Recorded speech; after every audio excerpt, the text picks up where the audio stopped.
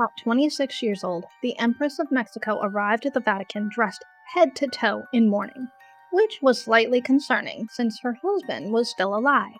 She was convinced Napoleon III was trying to poison her because Napoleon, and she was terrified of pretty much everything, except apparently for the Pope's hot chocolate, which she dunked her fingers straight into right in the middle of his breakfast. Slightly rude, but hey, Pope-approved snacks are hard to beat. And that was only the beginning. Let me tell you the heartbreaking, completely bonkers story of Charlotte of Belgium, better known in Mexico as Carlota, and remembered by history as the Mad Empress. Although by the end, you might think Empress done horrifically wrong is way more accurate. Princess Charlotte was born in Belgium in 1840, smack in the middle of Europe's most aggressively connected royal families. Her first cousin was Queen Victoria of England, her grandfather was King of France, and her dad was Belgium's first king, Leopold I. Basically, her family tree dipped its branches into every power structure in Europe.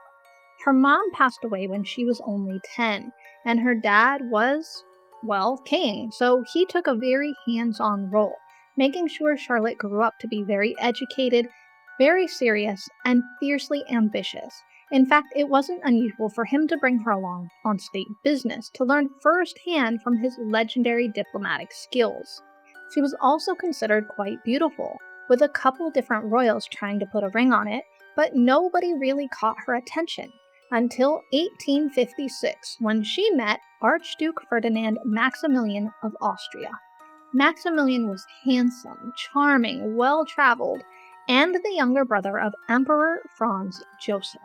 The two fell in love hard, like a love story for the ages kind of thing, and they got married. Funnily enough, marrying a Habsburg was becoming something of a family tradition, because 3 years earlier, Charlotte's big brother Leopold had married Archduchess Marie Henriette of Austria from another branch of the Habsburg-Lorraine dynasty. So Charlotte marries a Habsburg, her brother marries a Habsburg, everyone marries a Habsburg. I guess the Belgian royal dating app had a very specific search filter. Anyways, Charlotte and Maximilian got married in Brussels on July 27, 1857. She was 17, he was 25, and for a while, the future looked outrageously glamorous.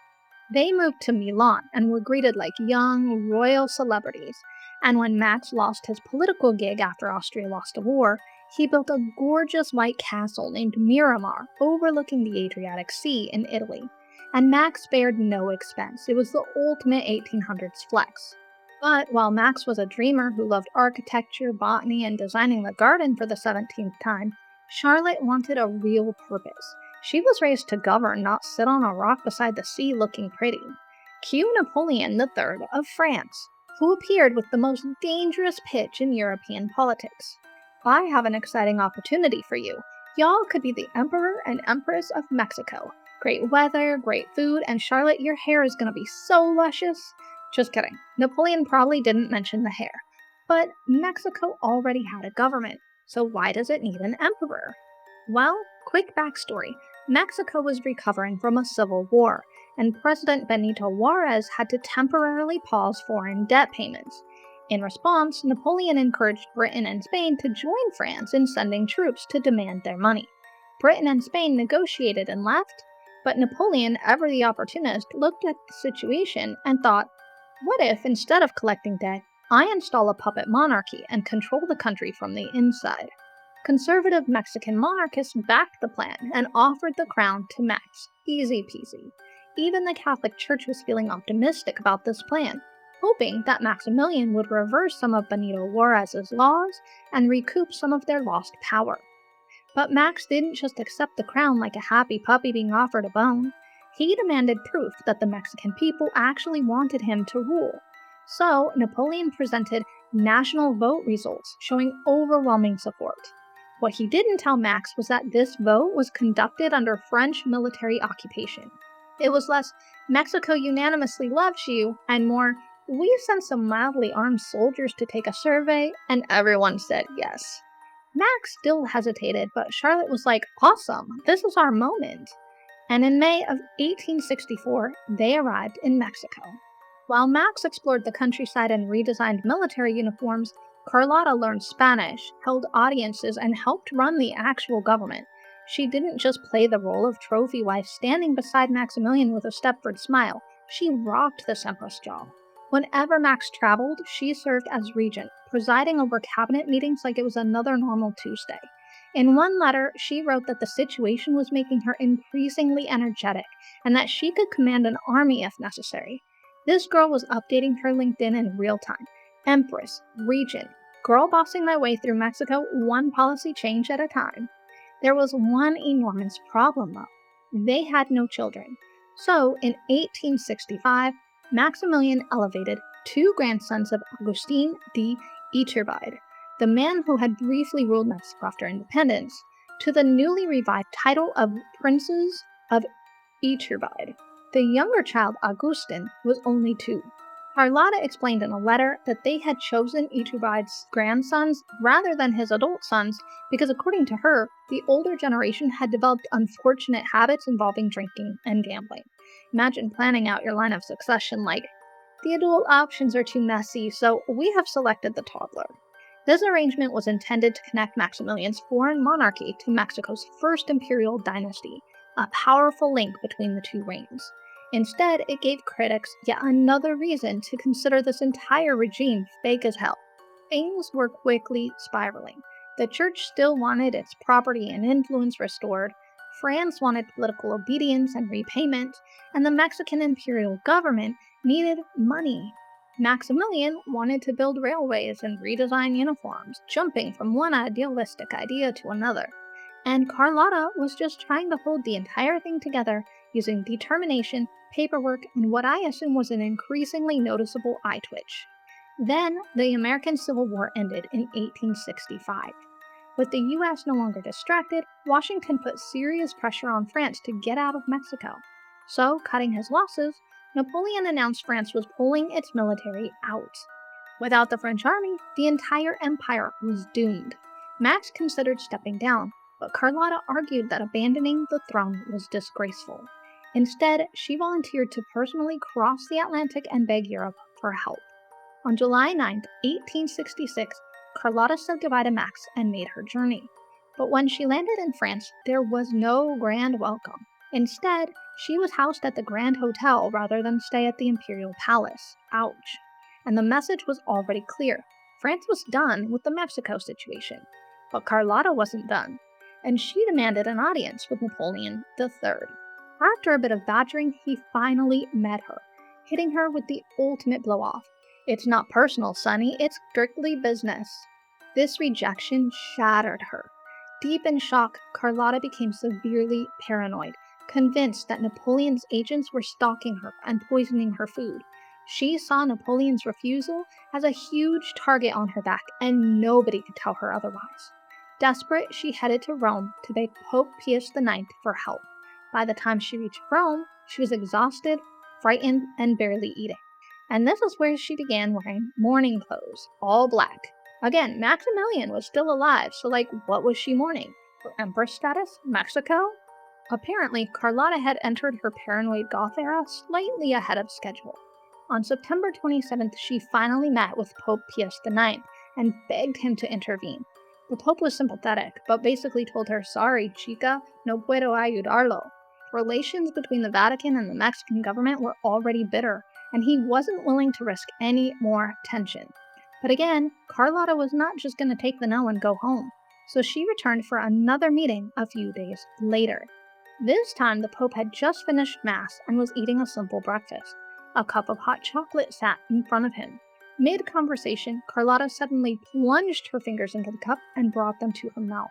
She said she was starving, but couldn't eat anything served to her because Napoleon's agents had bribed everyone around her to poison it. Pius IX tried to reassure her. Cardinal Antonelli was called in and encouraged her to return to her hotel, but Carlotta refused. She believed that assassins were waiting for her outside and insisted the Vatican was the only place where she would be safe. Eventually, the Pope allowed beds to be prepared for Carlotta and one of her attendants in the Pontifical Library, which is crazy if you think about it, because this is the first woman known to have spent a night inside the Vatican's papal residence. Imagine earning a historical first and absolutely nobody involved is having a good evening. In the following days, Carlotta drank only water she collected for herself from Rome's public fountains. She reportedly carried a goblet she borrowed from the papal rooms and ate only food prepared directly in front of her by one trusted servant. It didn't take long before news of Carlotta's condition reached Belgium. Maybe they messaged King Leopold II like, "Hey, your sister's here and she's kind of freaking out a little. She's only wearing black, and we can't keep letting her sleep in the Pope's library, so yeah." Big brother Leo sent their younger brother Philippe, the Count of Flanders, to bring Carlotta back to Miramar. Doctors there examined her and diagnosed her with quote-unquote madness with fixed ideas of persecution. Basically the 1800s version of, "You're just paranoid, sweetie, here's a Xanax and a glass of wine." Then Carlotta was placed under close supervision and kept within the palace grounds. Meanwhile, back in Mexico, Republican forces had surrounded Max's remaining army. He was captured, and on June 19, 1867, he was Control-Alt-Deleted along with two of his generals. And her family just didn't tell her. For months, everyone around her lied, pretending like Max was still alive in Mexico. She accepted being confined at Miramar, partly because she thought it was being done for her protection, perhaps even at her husband's request. Little did she know. And to make matters worse, a massive international custody battle broke out between her Austrian in-laws and her Belgian family, because even during a full royal tragedy, somebody still has to ask, okay, but who controls the assets? With Maximilian gone, Carlotta was no longer Empress. She was now formally back to being an Austrian archduchess, which meant her Habsburg in-laws had a claim over her and her fortune, like she was an investment property to be owned and shuffled around for the highest ROI. Understandably, King Leopold II wanted his sister brought back to Belgium ASAP, so he sent two people to negotiate Charlotte's return: his trusted representative, Baron Adrian Goffinet, and his wife, Queen Marie Henriette, who was, if you remember, a Habsburg archduchess herself. What better solution to a Habsburg custody dispute than to deploy your own in-house Habsburg, right? After about 2 weeks of negotiation, Marie Henriette successfully got permission to bring Carlotta back to Belgium. Now, some historians say that Carlotta was persuaded to leave Miramar through a message they pretended had come from Maximilian, asking her to return to Belgium, which, if that's true, is like a next-level layer of absolute caca for Carlotta. But regardless, Carlotta left Miramar on July 27, 1867, which was, by the way, her 10th wedding anniversary, and she went back to Belgium. 6 months later, in January of 1868, Maximilian's body was returned to Europe aboard the Novara, the same exact ship that had carried the couple towards Mexico less than 4 years before. And finally, her family told her the truth about Max. Can you imagine the absolute betrayal of finding out that not only has your beloved husband been shoved through life's final curtain call, but everyone you know has been gaslighting you about it for over half a year? I mean, I think we can see why she was out of her mind with paranoia. But at least now, the truth was out. Grief completely shattered whatever sense of reality she had left. In 1879, her family moved her to Bouchout Castle in Belgium, where she lived behind guarded gates, doing embroidery, playing cards, and listening to music on the cool new gramophone. Over the next year, she wrote hundreds of letters and notes, some running over 20 pages long, and most a hot, spiraling mess, bouncing between real memories, political theories, fake scenarios in her head, and pure paranoia. But life continued on, and Carlotta would remain at Bouchout Castle for 48 years. A lady-in-waiting once described her spending long periods in silence and then launching into animated conversations in French, English, German, Italian, and Spanish with people nobody else could see.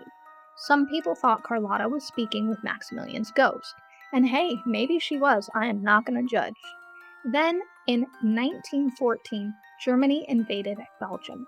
Carlotta was 74 and had been absent from public life for nearly half a century, but she was still an Austrian archduchess and sister-in-law of Emperor Franz Joseph, So an Austro-Hungarian flag reportedly flew above Bouchout Castle, because of course it would, right? And since Austria-Hungary was Germany's ally, the German authorities placed a notice at the castle gate, ordering soldiers to leave the property undisturbed. After decades of family drama, her Habsburg connection finally delivered a useful perk. One complimentary "Please do not invade this specific castle" sign. Carlotta survived the war and outlived the entire Austro-Hungarian Empire, dying of old age in 1926 at 86 years old. She was buried in Belgium, while Max remained buried in Vienna, so even in death, the two were never reunited. Over time, they called her the Mad Empress, but here's what I think. She was an ambitious woman who built her entire identity around a crown, watched that crown collapse in real time, lost her husband in the absolutely most heinous way, and never found her way back from the wreckage. Although she did manage to steal a taste of the Pope's hot chocolate and have a sleepover in the Pope's library, which is pretty iconic. So tell me in the comments, was Carlotta a victim of Napoleon III's imperial disaster, or did her own ambition set her up for collapse? I want to hear your thoughts.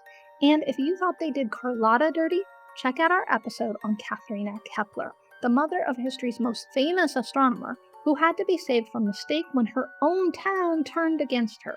Until next time, keep your receipts, cause a little chaos, and keep your hot chocolate to yourself.